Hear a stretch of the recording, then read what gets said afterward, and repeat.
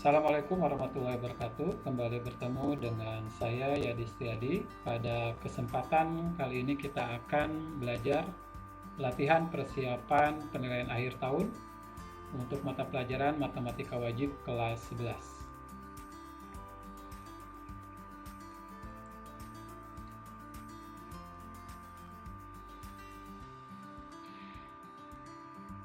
Baik, pada bagian pertama ini, video bagian ke-1 ini, kita akan membahas 10 soal yang berkaitan dengan deret aritmatika, termasuk di dalamnya pembahasan tentang bunga tunggal.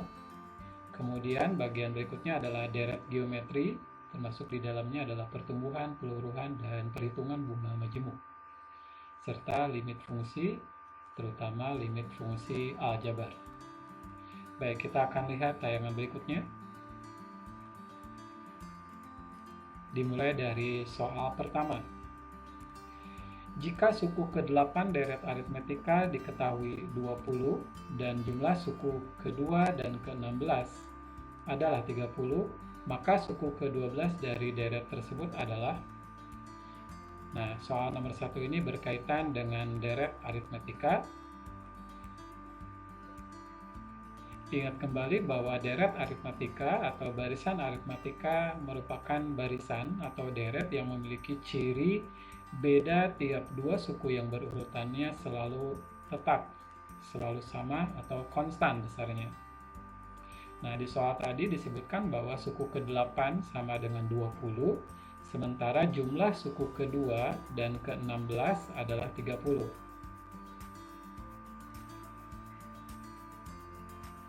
Suku ke-8-nya 20, sementara jumlah suku kedua dengan suku ke-16-nya adalah 30.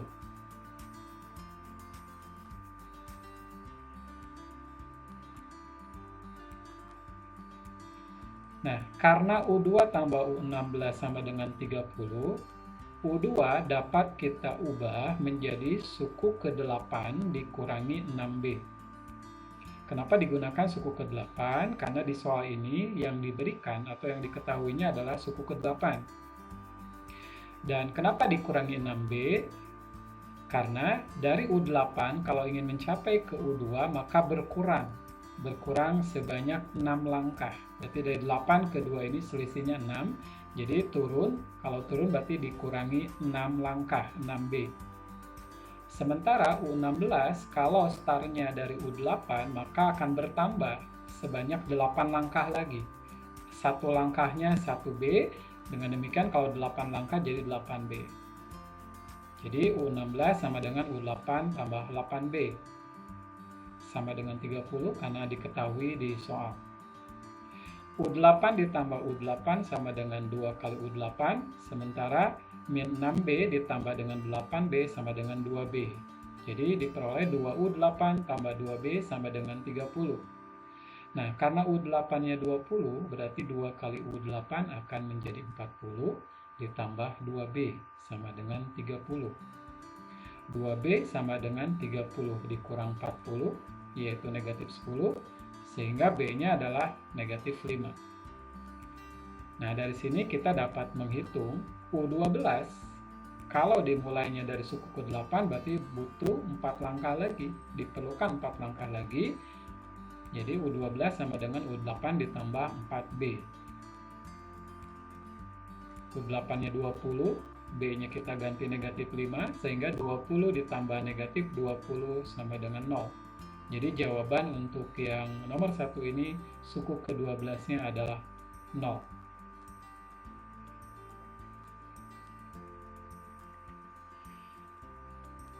Soal berikutnya adalah soal nomor 2, masih berkaitan dengan deret aritmatika. Suku ke-4 diketahui 9, dan jumlah suku ke-6 dan suku ke-8-nya 30.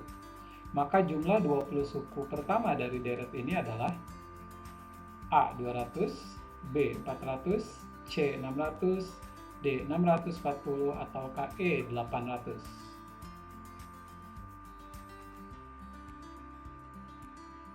Nah, seperti halnya pada nomor 1, bahwa deret aritmatika disebutkan tadi memiliki ciri bedanya konstan atau bedanya tetap. Dan di soal ini disebutkan suku keempatnya 9, sementara jumlah suku ke-6 dan suku ke-8-nya adalah 30. Pertanyaannya adalah jumlah 20 suku pertama, atau kita beri notasi S20. Nah, kita mulai dari U6 tambah U8 sama dengan 30. Jika U6-nya diubah menjadi U4, maka U4 ditambah 2B supaya jadi U6. Sementara U4 ditambah 4B sehingga menjadi U8. Oke, diulangi, U6-nya diubah menjadi U4 tambah 2B, sementara U8-nya adalah U4 ditambah 4B. U4 tambah U4 sama dengan 2 kali U4, sementara 2B ditambah 4B menjadi 6B, sama dengan 30. Sehingga kita peroleh 2 kali 9 sama dengan 18, 6B, 30-nya tetap. Kalau dihitung maka diperoleh B-nya sama dengan 2. Diperoleh dari 30 dikurangi 18 sama dengan 12, 12 dibagi dengan 6 sama dengan 2. Nah, dengan demikian beda deret aritmetika ini sama dengan 2. Berikutnya kita dapat menghitung S20 dengan mencari terlebih dahulu U17. Nah, U17 sama dengan U4 ditambah 13B. Kembali saya ingatkan kenapa ini 13B, karena 17 dan ini 4, selisih antara 17 dengan 4 adalah 13, sehingga untuk mencapai U17 yang dimulai dari U4, kita cukup menambahkan 13B. U4-nya 9, dan B-nya sama dengan 2, maka U17 diperoleh 9 tambah 26. Berarti sama dengan 35.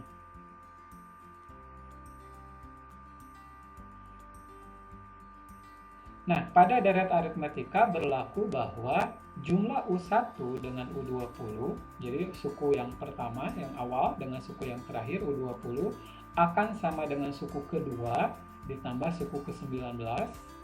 Jadi suku kedua ditambah dengan suku kedua terakhir akan sama dengan suku ketiga ditambah suku ke-18 dan akan sama dengan U4 ditambah U17. Kalau kita lihat indeksnya jika dijumlahkan ini 1 tambah 20 adalah 21. 2 dengan 19 juga 21. Berarti nanti 3 dengan 18 supaya jadi 21. Demikian juga 4 harus berpasangan dengan suku ke-17 supaya jumlah indeksnya menjadi 21. Nah, berikutnya S20 atau jumlah 20 suku pertama itu dapat dihitung dengan menggunakan rumus N per 2, berarti 20 per 2 kali U1 tambah UN, berarti U1 tambah U20. Dan karena U1 tambah U20 ini adalah sama dengan U4 ditambah U17, maka kita dapat mengganti S20 sama dengan 20 per 2, U1 tambah U20-nya diganti oleh U4 tambah U17. Dengan demikian S20 sama dengan 20 bagi 2, 10, U4-nya 9, sementara tadi U17-nya adalah 35. Dan jika kita hitung, maka 10 dikali 45 sama dengan 450. 9 tambah 35 ini sama dengan 44, jadi harusnya 10 kali 44 sama dengan 440. Jadi mohon maaf, ini bukan 450, melainkan 440. 9 tambah 35 sama dengan 44. Dan kalau kita lihat tadi di soalnya untuk yang nomor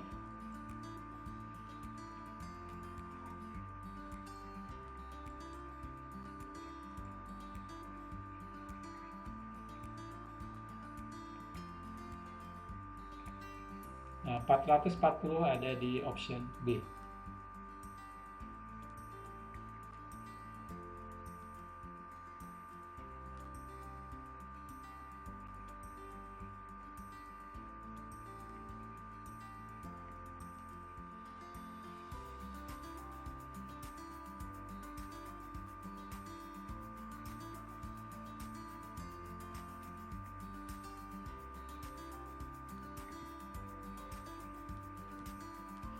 Baik, kita lanjut pada soal berikutnya, soal yang ketiga. Diketahui matriks A komponennya U1, U3, U2, U4, dan UN adalah suku ke N barisan aritmetika. Jika U6 sama dengan 18 dan U10-nya 30, maka determinan dari matriks A adalah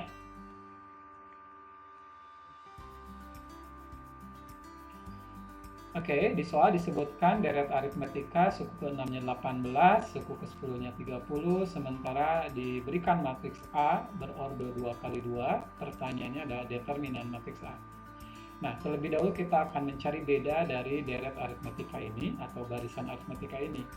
Dengan memanfaatkan informasi U10 dan U6, maka U10 itu dapat diubah menjadi U6 ditambah 4B.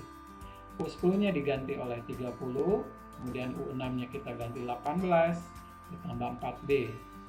30 dikurang 18 sama dengan 12, 12 dibagi 4 sama dengan 3, jadi diperoleh bedanya sama dengan 3.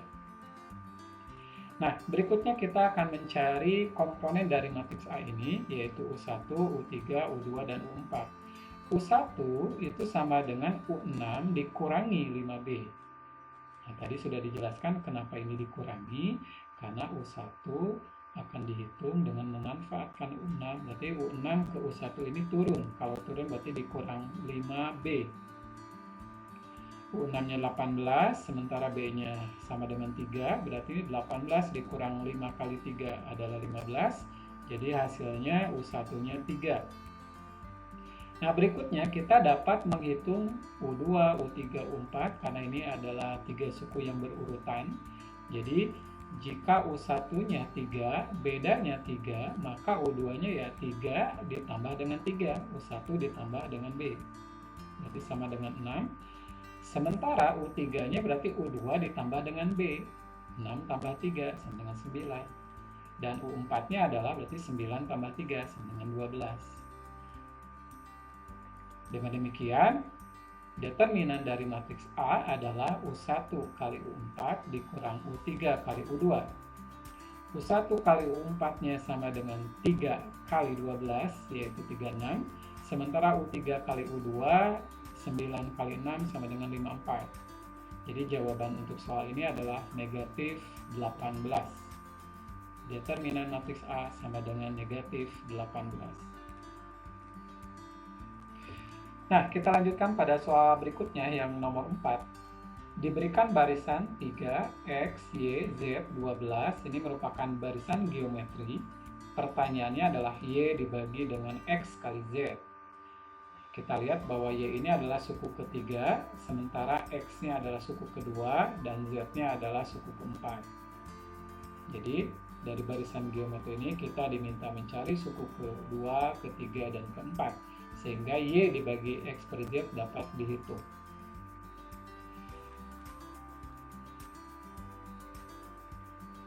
Seperti soal sebelumnya, bahwa barisan geometri itu ciri khasnya adalah rasionya tetap. Rasio ini adalah perbandingan antara U2 dibandingkan dengan U1, U3 dibandingkan dengan U2, dibandingkan itu dibagi.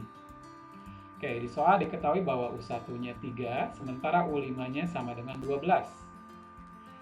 Dari sini berarti U5 dapat diuraikan menjadi U1 dikali R pangkat 4. Nah, bedanya dengan barisan aritmetika, kalau pada barisan aritmetika U1 ditambah 4B, kalau pada barisan geometri U5 ini sama dengan U1 dikali, jadi bukan ditambah, melainkan dikali R pangkat 4. Nah, kita lihat bahwa 1 dengan 4 ini kalau dijumlahkan jadinya 5. Baik, U5-nya kita ganti 12, U1-nya diganti oleh 3, jadi 12 sama dengan 3R pangkat 4. R pangkat 4 sama dengan 12 bagi 3, yaitu 4. Jadi R sama dengan akar pangkat 4 dari 4, atau R itu sama dengan akar 2. Nah, berikutnya kita dapat menghitung X, karena tadi X adalah suku kedua, berarti suku kedua ini adalah suku ke-1 dikali rasionya. Suku ke-1-nya 3, rasionya akar 2, sehingga X atau suku kedua ini adalah 3 akar 2. Selanjutnya, suku ketiga atau Y adalah suku kedua dikali rasio. Jadi 3 akar 2 dikali akar 2, sama dengan 6. Dan U4-nya adalah Z. Z sama dengan suku ketiga, yaitu 6 dikali rasionya akar 2. Jadi Z-nya sama dengan 6 akar 2. Dengan demikian, hasil dari Y dibagi X kali Z berarti 6 dibagi 3 akar 2 dikali 6 akar 2. 6-nya kita coret, jadi 1 per 3 akar 2 kali akar 2 jadinya 6. 1 per 6. Lanjut pada soal berikutnya. Soal nomor 5. Nah, suatu barang ditaksir akan mengalami pengurangan harga setiap tahunnya sebesar P%. Jadi harganya berkurang tiap tahun. Jika harga jual barang tersebut pada tahun 2003 diketahui besarnya M rupiah, maka nilai jual itu pada tahun 2010 adalah, nah tentunya pada tahun 2010 nilai harga jualnya akan berkurang dibandingkan dengan harga jual pada tahun 2003 karena ada pengurangan harga, penyusutan.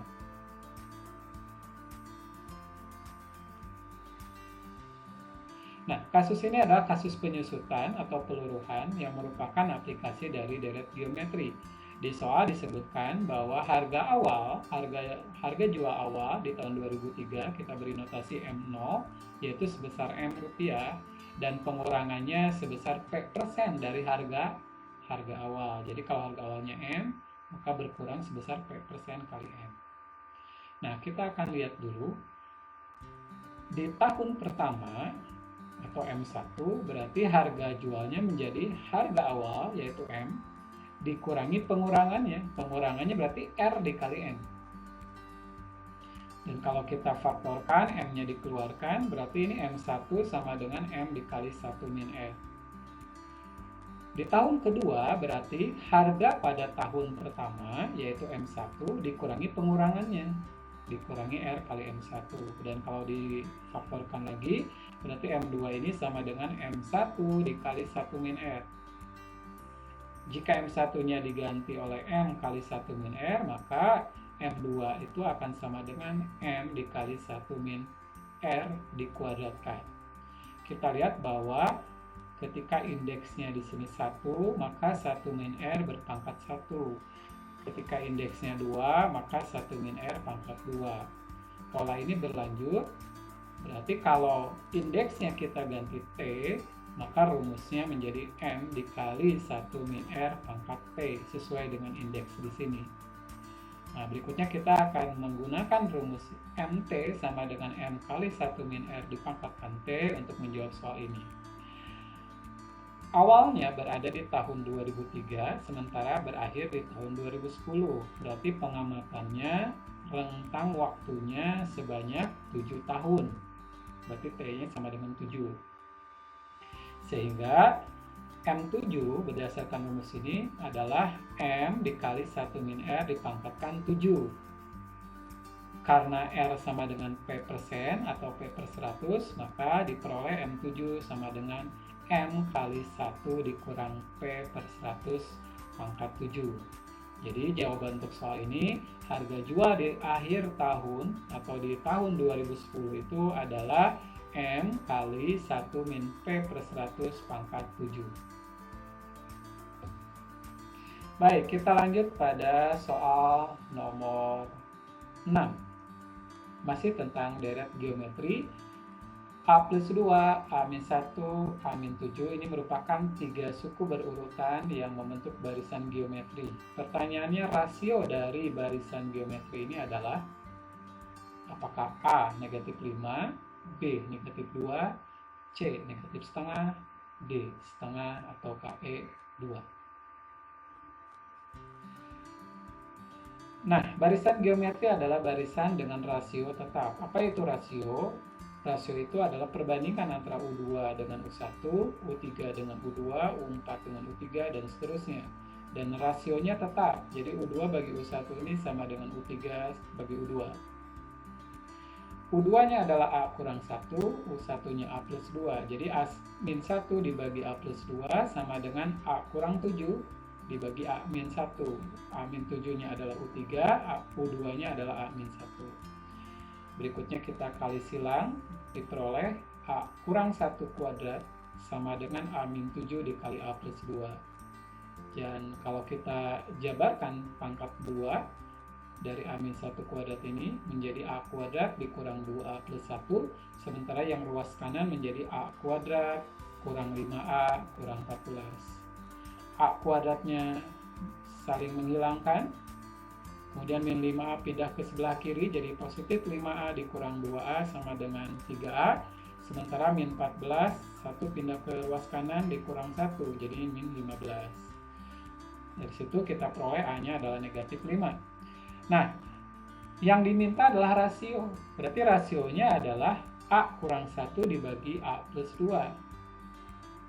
A-nya diganti oleh min 5. Min 5 min 1 jadi min 6. Kemudian min 5 tambah 2 jadi min 3. Jadi min 6 bagi min 3 sama dengan 2. Jadi untuk soal ini rasionya adalah 2. Kita lanjut pada soal nomor 7. Masih penerapan deret geometri pada bentuk-bentuk soal kontekstual. Sebuah bola pingpong dijatuhkan ke lantai dari ketinggian 1 meter. Jadi tinggi awalnya 1 meter. Setiap kali setelah bola memantul, bola tersebut diperkirakan mencapai tinggi 3/4 dari ketinggian sebelumnya. Pantulan ini berlangsung terus-menerus sehingga bola berhenti. Jumlah seluruh lintasan bola adalah, diasumsikan bahwa bola ini kita tidak ketahui kapan berhentinya. Jadi asumsinya membentuk deret tahingga, deret geometri tahingga.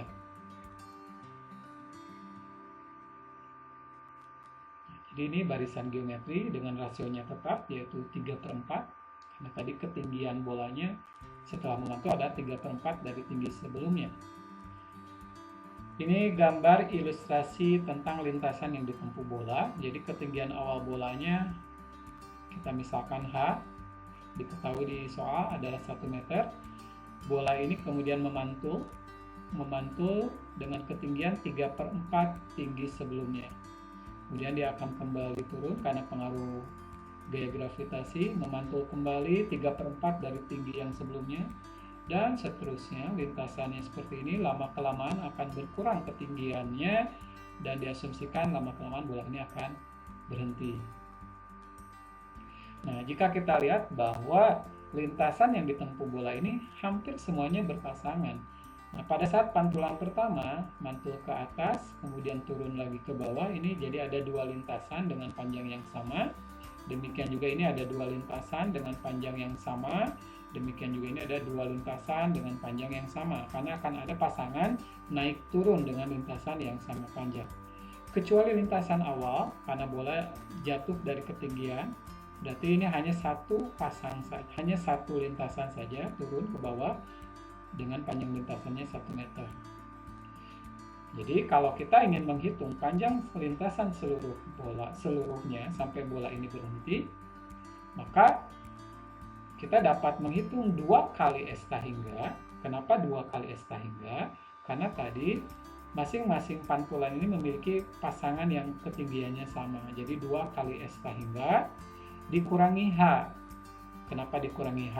Karena yang awal sekali, yang lintasan awal ini tidak berpasangan. Jadi karena di sini sudah dikali 2 kali, maka harus kita kurangi H karena yang ini hanya satu lintasan saja, tunggal, tidak berpasangan. Nah, ingat kembali rumus S tahingga deret geometri. S tahingga deret geometri dapat disingkat air, A dibagi 1 min R, dengan R-nya adalah 3/4. Berarti ini 2 dikali A dibagi 1 min R dikurangi H. 2 dikali A-nya adalah 1 dibagi 1 kurang R-nya 3/4, kemudian dikurangi H, H-nya adalah 1 meter. Dan jika kita hitung, ini 2 dikali 1/1/4, berarti 2 dikali 4 sama dengan 8, 8 kurang 1 sama dengan 7 meter. Jadi panjang lintasan seluruh yang ditempuh bola, seluruhnya yang ditempuh oleh bola sampai bola ini berhenti adalah totalnya 7 meter. Nah, sebenarnya ada cara langsung yang dapat kita lakukan untuk menghitung panjang lintasan seluruhnya. Kita dapat lihat bahwa ketinggian yang dicapai bola itu disebutkan atau rasionya adalah 3/4 dan tinggi awalnya adalah 1 meter. Nah, untuk menghitung panjang lintasan total seluruhnya sampai bola ini berhenti, kita dapat menghitung secara langsung. Panjang lintasan seluruhnya adalah 4 ini tambahkan dengan 3, berarti 4 tambah 3 sama dengan 7, dibagi 4-nya kurangi 3, berarti 1. Jadi 7 dibagi 1 kali tinggi awalnya 1 meter. Jadi 7 per 1 kali 1 meter, jawabannya adalah 7 meter. Diulangi ya, 4 tambah 3 berarti 7, dibagi 4 kurang 3, 1, 7 bagi 1 dikali tinggi awalnya 1 meter. Jadi kalau nanti tinggi awalnya 2 meter, berarti 7 kali 2, jadinya 14 meter.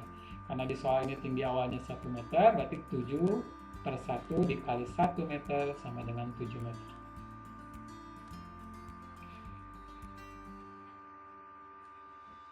Baik, kita lanjut pada soal nomor 8.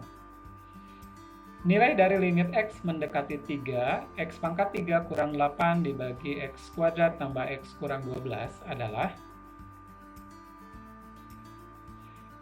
Nah, untuk mengerjakan soal limit fungsi aljabar, langkah yang pertama adalah substitusi nilai X mendekati 3 ini pada semua variabel yang ada di limit tersebut. Berarti X-nya kita ganti 3, 3 pangkat 3 kurang 8 dibagi 3 pangkat 2 tambah 3 kurang 12. Dan jika kita hitung 27 dikurang 8 sama dengan 19, sementara penyebutnya 9 tambah 3 dikurang 12 sama dengan 0. Nah, berarti limit ini menghasilkan bentuk 19 bagi 0. Ini merupakan bentuk tertentu. Jawabannya bisa langsung kita hitung, yaitu jawabannya tak hingga. 19 dibagi 0 jadinya tak hingga. Lanjut pada soal yang ke-9, masih tentang limit fungsi. Limit X menuju 2 dari X kuadrat min 5X tambah 6 dibagi X kuadrat tambah 2X kurang 8.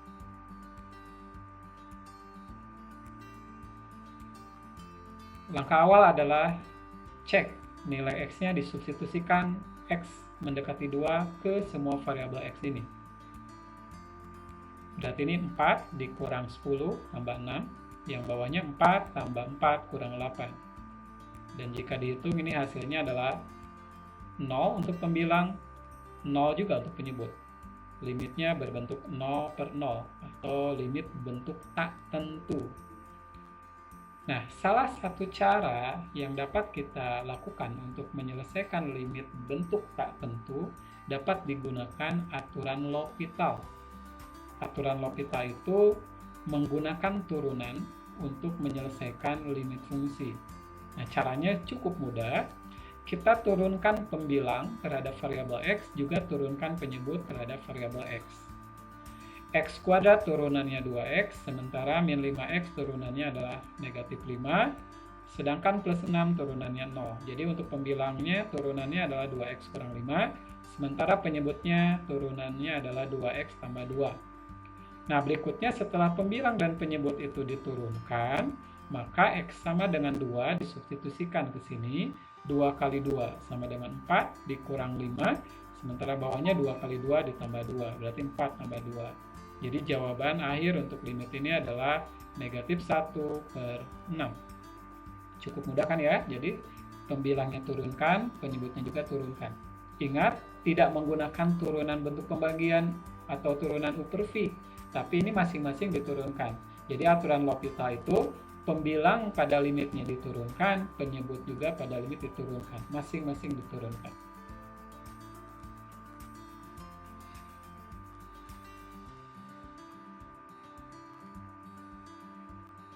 Baik, kita lihat soal berikutnya nomor 10, masih tentang limit. Limit X menuju negatif 2 dari X tambah 2 dibagi akar 5X tambah 14 dikurang 2 adalah.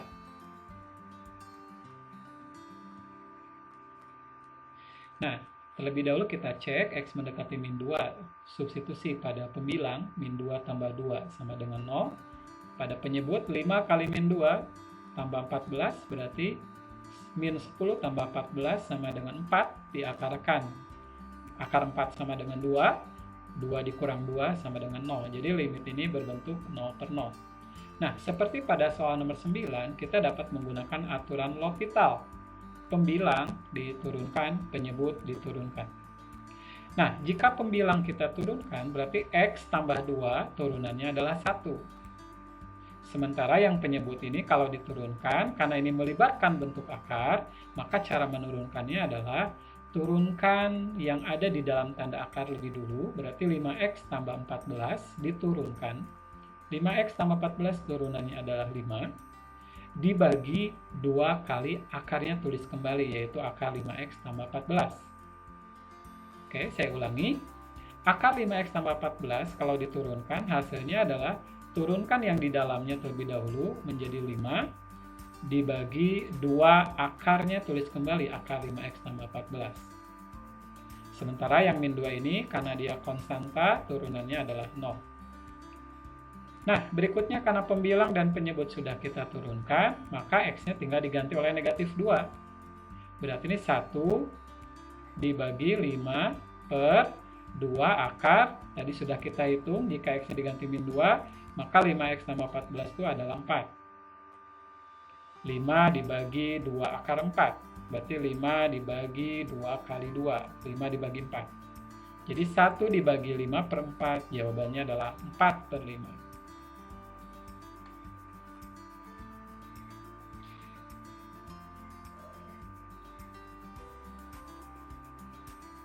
Demikian video bagian pertama untuk latihan persiapan penilaian akhir tahun Matematika Wajib kelas 11. Berikutnya, pada video berikutnya kita akan melanjutkan dari nomor 11 sampai dengan nomor 20. Terima kasih, mudah-mudahan bermanfaat bagi kita semua. Assalamualaikum warahmatullahi wabarakatuh.